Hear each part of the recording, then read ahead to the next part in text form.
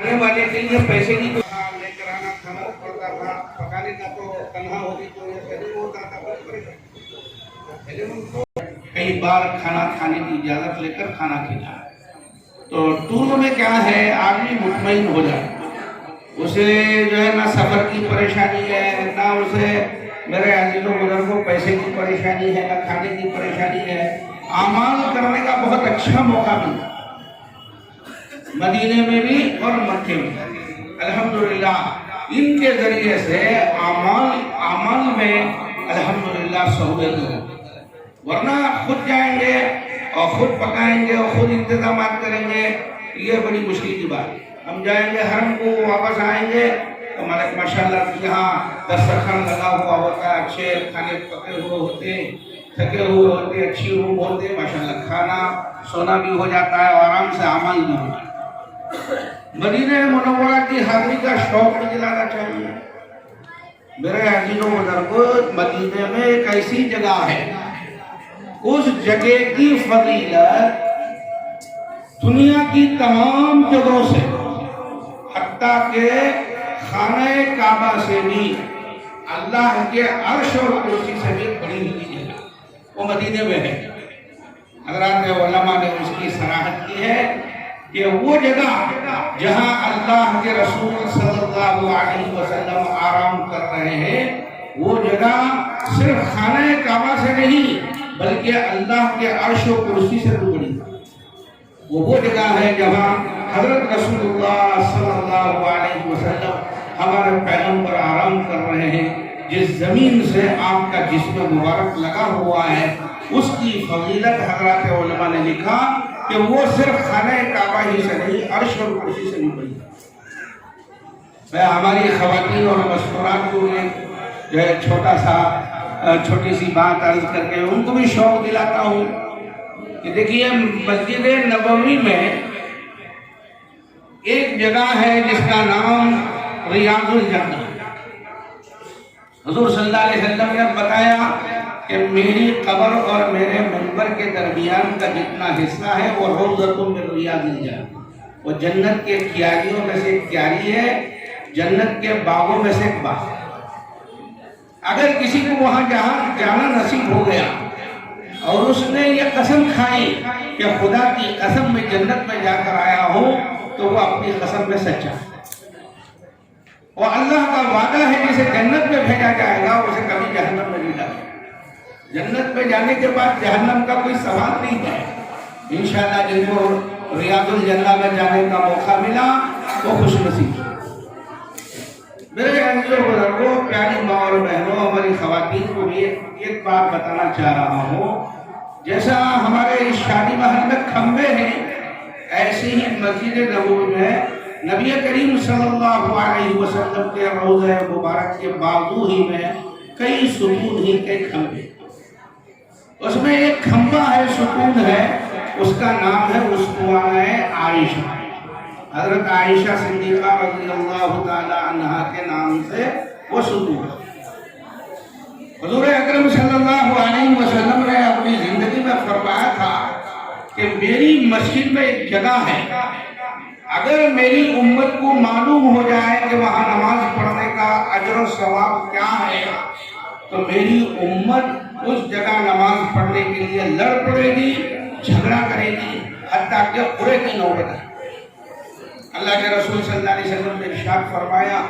لیکن عجیب بات یہ ہے کہ حضرات صحابہ میں سے کسی نے یہ نہیں پوچھا حضور سے کہ اللہ کے رسول صلی اللہ علیہ وسلم وہ جگہ کون سی ہے مسجد نبوی میں کہ جس جگہ کی آپ نے یہ فضیلت بتائی، کسی نے نہیں پوچھا، حتیٰ کہ حضور صلی اللہ علیہ وسلم کی وفات۔ حضرات صحابہ کو اس بات کا قلق تھا،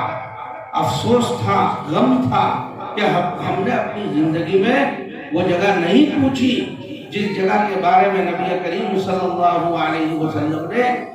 اس قدر جو ہے اہمیت بتائی، فضیلت بتائی کہ اگر میری امت کو معلوم ہو جائے کہ وہ نماز پڑھنے کا کیا ثواب ہے تو میری امت اس ثواب کو حاصل کرنے کے لیے جنگ کرے گی، لڑے گی، حتیٰ کہ پورے کی نوبت آئے گی کہ نام جس کا آیا وہ پڑھا۔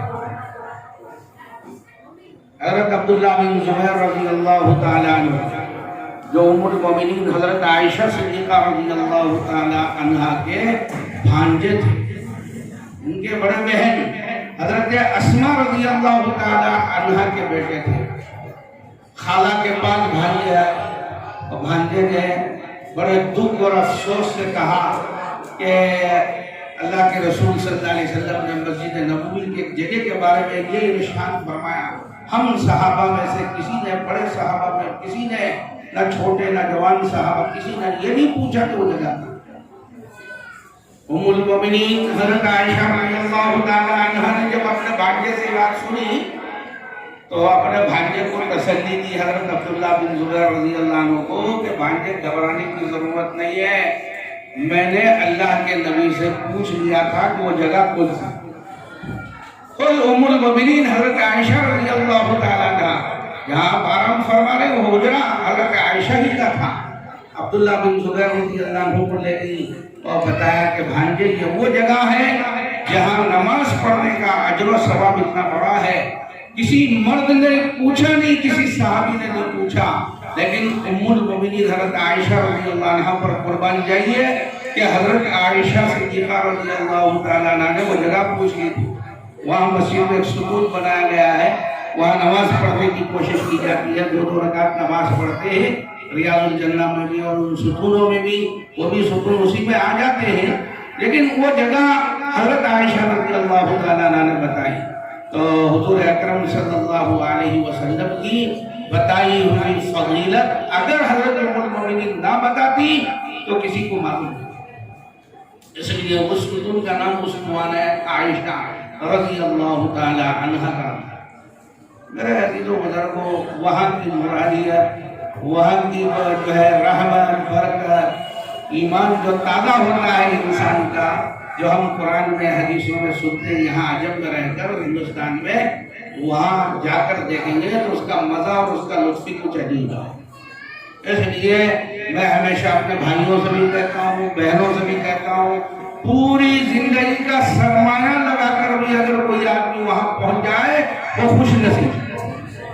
اور اگر اسے جانے کی توفیق نہیں ملی تو دنیا میں سب سے بد نصیب، اس سے بدبخت اور اس سے جو ہے شقی کوئی آدمی۔ اسی لیے حضور صلی اللہ علیہ وسلم نے فرمایا اللہ نے جسے وسعت دی اور وہ حج کو نہ جائے، وہ یہودی ہو کر مر جائے، نصرانی ہو کر مر جائے، میرا اس کا کوئی تعلق نہیں۔ آپ نے بیزارگی کا اظہار کیوں؟ اس لیے کہ اللہ نے مکے اور مدینے میں وہ چیزیں دی۔ بہرحال قرآن بھی حضرات علماء کرام جو مقررین مدرسے کے ہم پہلے ہی سینئر ہیں لیکن تقریری میدان میں ہم نہیں ہیں، میرے عزیزوں بزرگوں مقررین یہاں موجود ہیں، ان سے ہم کو سننا ہے، جو علماء ماشاءاللہ جوان علماء ہیں ان کی باتوں کو سننا ہے۔ تو آپ سے عاجزانہ درخواست ہے کہ ہم جو ہے اس قیمتی موقع کو کھونا نہیں چاہتے، بار بار جائیں اور جو لوگ نہیں جانے ان کو تشکیل کریں، اور جو ساتھی اللہ نے ان کو مال دیا ہے، دولت دی ہے، گھر بنا رہا، شادیوں میں خرچ کر رہا، لیکن نہ اسے مکہ دیکھنے کی توفیق ملی، نہ ہی اسے جو ہے مدینہ دیکھنے کی توفیق ملی، حج اور عمرے سے وہ محروم ہو گیا، اس سے زیادہ بدنصیب میرے عزیزوں بزرگوں قرآن اور حدیث کی روشنی میں اور ہم سب کی نظروں میں کوئی نہیں۔ اس لیے خوش نصیبی اور سعادت مندی یہ ہے کہ ہم،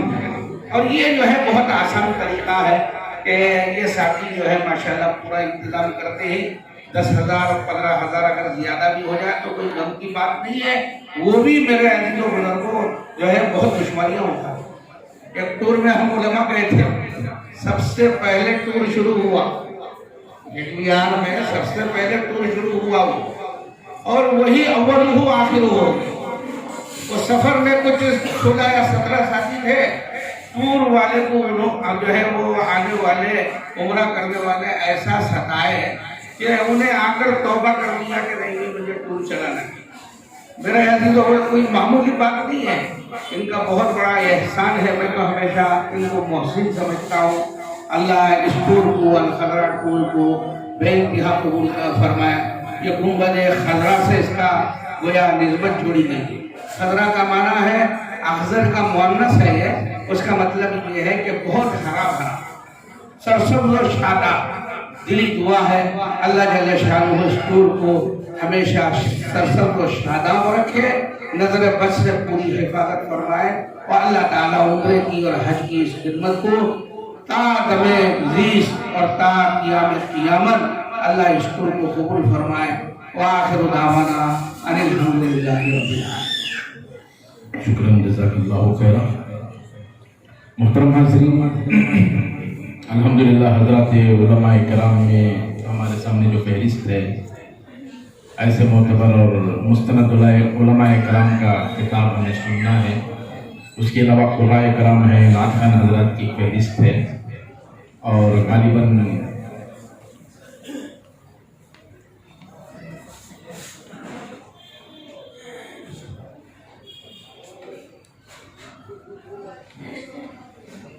شادی محل کے لیے بھی کچھ وقت متعین کیا گیا ہے، تو یہ تمام چیزوں کا احاطہ کرنا ہے۔ شاعر نے کہا کہ جمال دیتا ہے اللہ کمال دیتا ہے، جمال دیتا ہے اللہ کمال دیتا ہے، بڑا رحیم ہے کیجے سوال دیتا ہے، اور کرے گا کیا کوئی اس کی عطا کا اندازہ، چٹیل صحرا میں زمزم اچھال دیتا ہے۔ تو یقیناً اللہ تعالیٰ کسی کو نوازنے پر آتے ہیں تو میدان خطابت کا بھی شہ سوار بن جاتا ہے۔ اگر کسی کو نوازنے پر آتے ہیں تو جب وہ بولنے لگتے ہیں تو جی چاہتا ہے کہ اسی طرح وہ بولتے رہیں، ہم لوگ خاموشی سے سنتے رہیں، لیکن بعض مرتبہ دامان وقت میں گنجائش نہ رہنے کی کئی صعوبتیں ہم پر طاری رہتی ہیں، تو مجبوراً ماحول کو ایڈجسٹ